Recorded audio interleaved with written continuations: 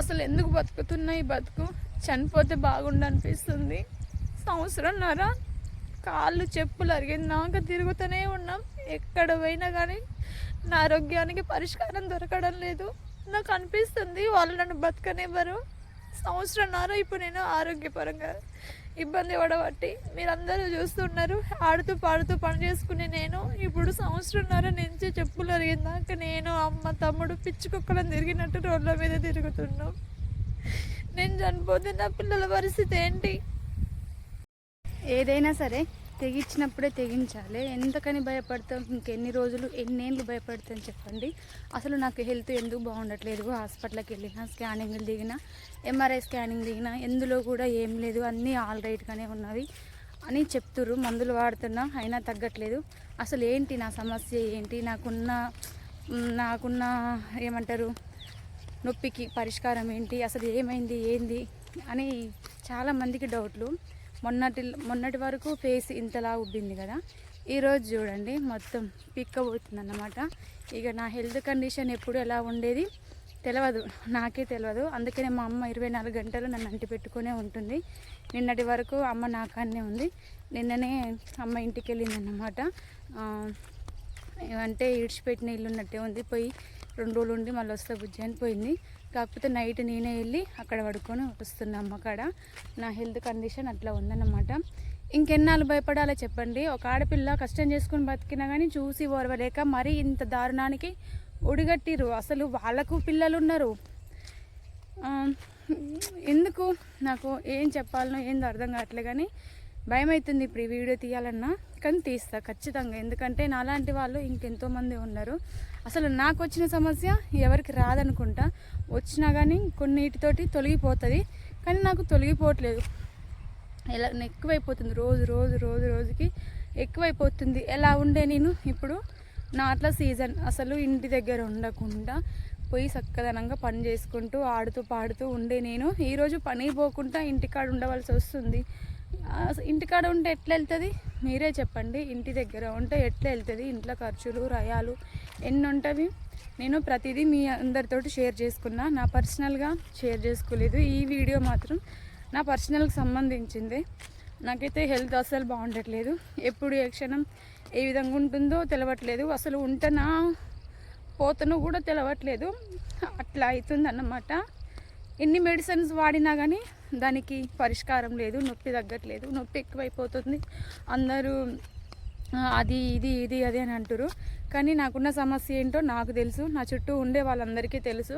కానీ ఇది అని చెప్పుకోలేనన్నమాట. అలాంటి పరిస్థితి ఏంటంటే, ఒక ఆడపిల్ల ఒకరికి చేయి చాపకుండా, ఒకరి కింద లొంగి బతకకుండా కష్టం చేసుకునైనా బతుకుతుంది అని బాగుపడ్డది. అదే అన్నమాట మెయిన్. నేను ఉంటేనేమో తింటా, లేకపోతే 10 రోజులైనా సరే నా గూట్లో నేను పడుకుంటా. కానీ ఒకరి కిందికి వెళ్ళి చేయి చాపైతే బతకను, ఒకరి కింద తల వంచి అస్సలు బతకను అన్నమాట. నాకు అసలు ఇష్టం ఉండదు. ఎవరైనా నాతోటి మంచిగా మాట్లాడితేనేమో నేను కూడా వాళ్ళని అంత మంచిగా చూసుకుంటా. నన్ను తక్కువ చేసి చూస్తే మాత్రం ఆ ర్యాంకులు కూడా నేను పోను. అట్లాంటి మనస్తత్వం నాది. అలాంటిది ఈరోజు నేను పని చేయకుండా అయిపోయినా. అసలు వాళ్ళకి ఏం వస్తుంది? ఎందుకు నన్ను ఇంతలా బాధ పెడతారు? నేను చనిపోతే నా పిల్లల పరిస్థితి ఏంటి అన్న ఆలోచన, ఇంగిత జ్ఞానం అన్న వాళ్ళకు ఉండాలి కదా. లేదు, ఏడిపిస్తారు. ఎట్లనైనా దీన్ని పడగొట్టాలి, దీన్ని లేకుండా చేయాలి, వీళ్ళు ఆగమైపోవాలి అని చూస్తారు. ఇప్పుడు నా వల్ల మా పిల్లలు అసలు ఐష్ నా దగ్గరికి రాదు. ఇప్పుడు 20 రోజులు ఐష్ నా దగ్గర ఉండదు. ఇప్పుడు నా దగ్గర లేదు, మా అమ్మ కన్నే ఉంది. మస్తు భయపడ్డారు పిల్లలు, నా దగ్గరికి రావట్లేరు. మా అమ్మ ఉంటేనే నా దగ్గర ఉంటుంది, మా అమ్మ లేకపోతే నా దగ్గరికి రావట్లేదు. నా కొడుకు హాస్టల్లో ఉంటుండు. వాడు ఫోన్ చేసినప్పుడల్లా ఏమంటాడంటే, ఫస్ట్ అనే మాట, ఆరోగ్యం ఎలా ఉంది అమ్మ, నువ్వు అమ్మమ్మ కాన్నే ఉండు, నువ్వు ఎక్కడ పోకు, అమ్మమ్మ నువ్వు ఒక్క దగ్గరికి పనికి పోరి, నీకు శాతనైతే నేను పనికి పో, లేకపోతే లేదు. ఫస్ట్ ఇయే మాట్లాడతాడన్నమాట. ఎందుకంటే మా పిల్లలు భయపడ్డారు, మా మమ్మీ ఉంటుందా చనిపోతుందా అని.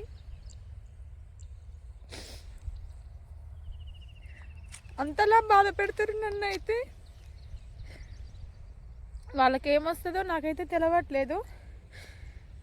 నేను చెప్తున్నా కదా, అనుభవంతో కష్టం చేసుకొని బతితే చూసి ఓర్వలేరు జనాలు.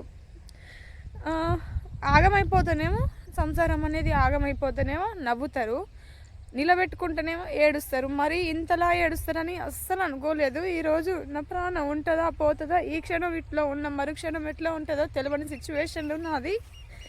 అంతలా ఏడిపిస్తారు మమ్మల్ని, నాతో పాటు నా పిల్లలు, మా అమ్మ, మా తమ్ముడు, వాళ్ళు కూడా మస్తు బాధపడతారు, ఏడుస్తారు. ఇక మా అమ్మకైతే ఇక చెప్పనక్కరే లేదు.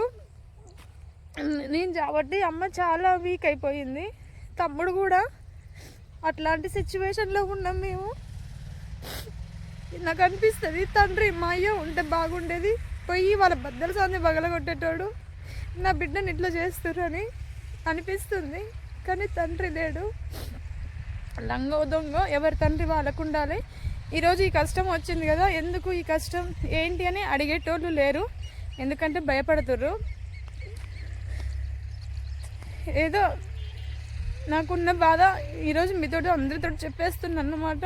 అంత దరిద్రమైన సిచ్యువేషన్లో ఉన్నా నేను, అందుకనే పనికైతే పోవట్లేను. శతనైనాడు పోతున్నా, శతగన్నాడు ఇంటికాడనే ఉంటున్నా.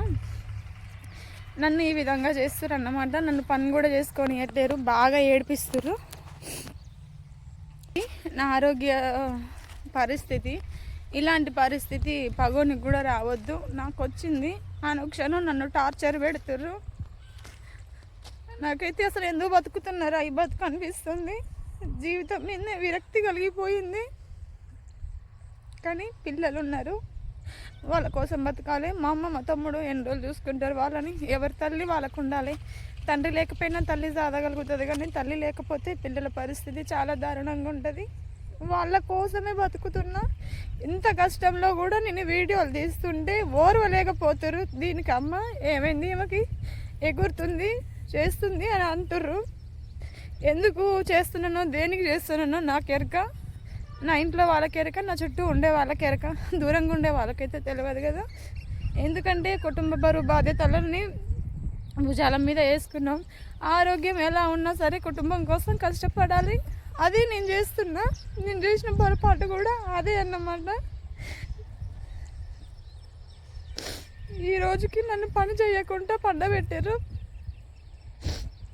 ఇంకెక్కడ పోను, ఏ హాస్పిటల్కి వెళ్ళని చెప్పండి. అన్ని స్కానింగ్లు దిగి వచ్చిన, ఎంఆర్ఐ స్కానింగ్ దిగి వచ్చిన, ఎందులో కూడా ఏమీ లేదు. నన్ను ఈ విధంగా మస్తు టార్చర్ పెడతారు, మస్తు ఇబ్బంది పెడతారు. ఇక పనికి కూడా తక్కువనే అవుతుంది నాది. అప్పటంతా చేత కావట్లేదు, పని చేయలేకపోతున్నా. ఇంటి దగ్గరనే ఉంటా, ఒకనాడు పోయి ఒకనాడు ఉండడం ఇట్లనే జరుగుతుంది అన్నమాట. ఇక పని ఇంతకంటే ఎక్కువ నేను ఏం చెప్పలేను. ఈ వీడియో ప్రతి ఒక్కరికి షేర్ చేయండి. ఎందుకంటే ఒక ఆడపిల్ల కష్టపడితే ఇంతలా కుళ్ళుకొని ఇంతలా చేస్తారా అనేది కూడా అందరికీ తెలియాలి. కాబట్టి ప్రతి ఒక్కరికి షేర్ చేయండి. నేను మీ రైతు బిడ్డ స్వాతి బరిశెట్టి అగ్రికల్చర్. వీడియోస్ పరంగా నాకు ఇదే విధంగా సపోర్ట్ చేస్తూ ముందుకు తీసుకెళ్ళాలని మనస్ఫూర్తిగా కోరుకుంటున్నా. ప్రతి ఒక్కరు నా ఛానల్ని చూడండి, సబ్స్క్రైబ్ చేసుకోండి, నాకు ఇదే విధంగా సపోర్ట్ చేయండి. బాయ్. ఎన్ని రోజులున్నా వాళ్ళైతే నన్ను బతకనివ్వరు. అసలు నాకే అనిపిస్తుంది, ఎందుకు బతుకుతున్నారా ఇంత దరిద్రమైన బతుకు, చనిపోతే బాగుండు అనిపిస్తుంది.